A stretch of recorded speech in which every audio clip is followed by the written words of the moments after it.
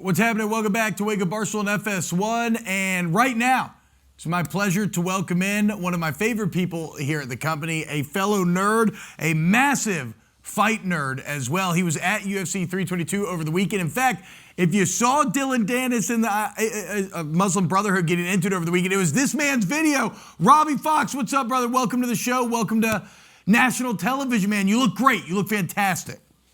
Thank you, T-Bob. Thanks for having me. I'm glad to join. I knew as soon as it broke down this weekend that this was a possibility. It was chaos, but it was fun chaos. It was very fun for me. So, Bob, I love this stuff. I'm a fight guy. You know I'm a fight guy.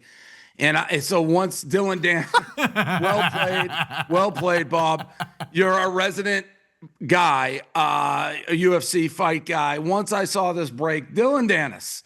So your video went viral for me. Now, break it down for me.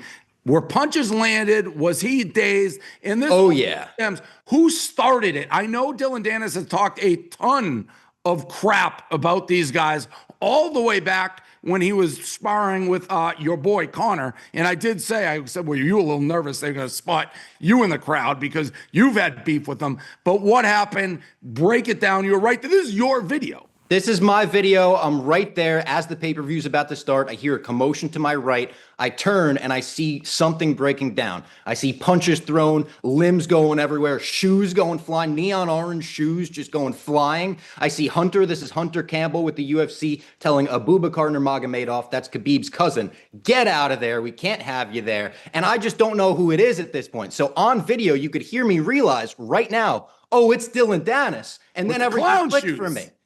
Look at the clown shoes. I couldn't believe the shoes. Is that a shoe? Is that a slipper? Is that a Chuck E. Cheese shoe? Is that a Sonic the Hedgehog shoe? I didn't know what it was, but it all made sense for me then because it was Islam Makhachev in the main event, Khabib's protege. All of Khabib's team are there. Obviously, Team Khabib versus Team McGregor is kind of the war that'll never end. Dillon Danis is part of Team McGregor, so there you have it. How badly did he get beat? I think he got beat pretty bad, to be honest, and I don't think he started it. According to Dana, he had a ticket to the fight, and he was like kind of moving around seats. He was going into the fighter section. I think it was started by this new guy who UFC fans are calling John Pork because he looks a lot like that guy, John Pork. And he just with them, like I said, where it's like they see him and they're like, we're going to fight you for everything you've been saying over the years. You see a couple of punches land to the back of his head in the brawl, and I think those were pretty bad. And then it's his shoes. You see his shoes just kicking up, the orange shoes. I think they were trying to stomp him in the middle of MSG.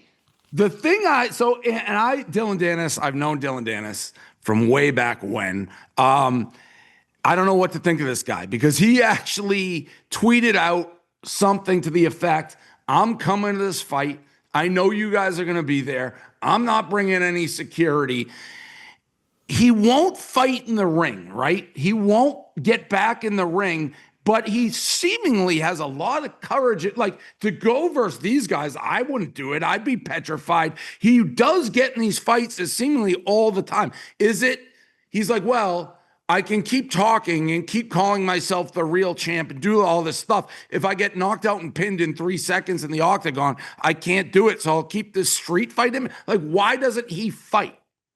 He has been fighting. Like, he just fought. It's been years since he fought, and he just fought in like a more of a misfits type thing. It's not like, he's not in the UFC or anything. He is, and he's the champ there, which is very funny. He had one fight. He's the champ.